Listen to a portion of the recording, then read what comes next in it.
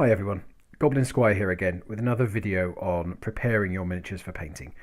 In the last video we looked at removing mold lines and flashing, so hopefully you've had a go at that. And in this video we will talk about reshaping your miniatures for painting. As you can see, we've got two miniatures here which are not quite ready to paint.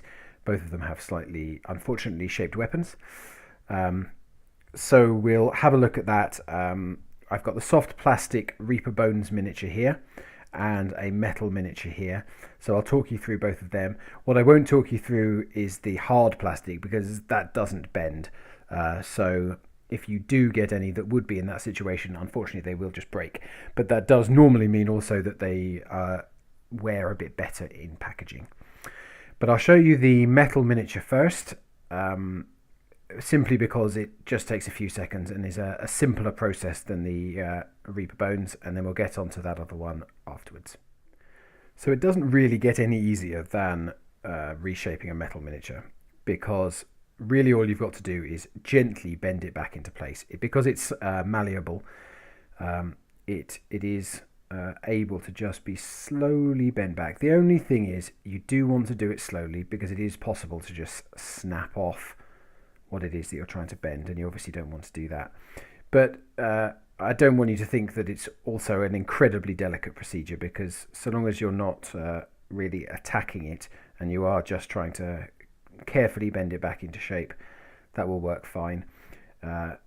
It takes a little bit of just fine adjustment to get it looking right, because you obviously want it to look like a sensible weapon. I think this one probably has a wooden handle, so it doesn't matter if there's a little bit of a bend in it.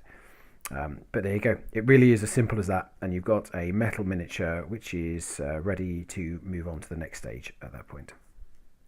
So this miniature here is Duke Gerard from the Reaper Bones line of miniatures, and he's a very imposing figure. You can see there in his very impressive armour and his shield, a large sword strapped to his back. The only problem is I'm not sure he's going to get all that much respect from his serfs and his underlings with his banana shaped sword, and it's not going to do him very much use in combat.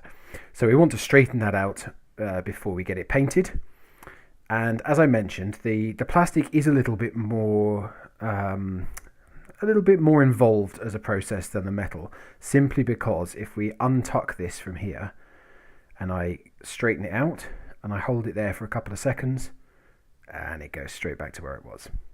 So we can't simply just bend this back into shape and have it stay there, because that doesn't work. So what we need to do is get some boiling water and some cold water, and we use the boiling water not to melt the plastic. Obviously the water isn't going to be that hot, but what it does do is just start to loosen the plastic up enough so that when we then straighten it and dip it into some cold water, which then starts the cooling process, it accelerates the cooling process, it then keeps that sword in the place that we want it to.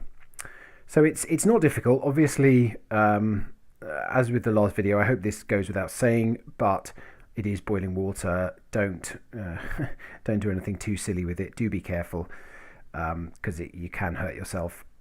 I would normally do it over a sink, just in case of any spillage or any problems, and you've also got access to cold water in case you do burn yourself. I am going to do it here today just so that I can show you, but yeah, just take all the precautions that you can. It does occasionally take more than one application of hot water and cold water to get it absolutely straight, so don't give up if it hasn't worked the first time. But we'll give it a go here, see what it looks like, and then we can have a look and see whether we think it needs another go at that point. So here we have some recently boiled water just out of the kettle, so you definitely don't want to put your fingers in there, and some cold water just out of the tap. You can also use ice water. That does then help to tighten up the plastic that bit quicker. I don't happen to have ice floating about most of the time, so I find that tap water does the job pretty effectively. So here we are again. Here is Duke Gerard, and there is his banana sword. So all we're going to do is dip him into the hot water for 2 or 3 seconds. It doesn't need to be much more than that. That will loosen up the plastic, and then I will straighten him up very slightly and then dip him into the water. And actually the water, this method helps to get it back closer to how it was originally molded anyway. So you sometimes don't even need to manually move it back into position. But here we go. He's going to go in now. As I mentioned, it is boiling water, so do keep it out of, do keep your fingers out of there. But you can see already that his sword is looking better, so I'm just going to give it a little more of a straighten, and then into there it goes. You get a nice close up of my wrist there. I apologise for that. So he can cope a little bit longer in here since he's going to be washed in water anyway. But he's come out here, and you can see his sword is looking much, much better. That may not be 100% perfect, depending if it tightens up slightly and rebends. I might give it another go, but I'm actually very happy with how that's turned out. Yeah, it is rebending slightly, so I'll probably give it another go in a minute or two. But it's looking so much better than it was, and it is a relatively simple, if a technique you have to be quite careful with to get your miniatures looking pristine before painting them. So I hope you found this video interesting and helpful.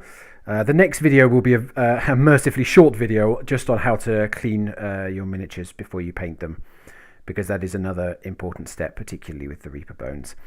But I'll leave it there for today. Do let me know if you found that helpful, if you have any other questions or comments, and I look forward to hearing from you. Happy painting!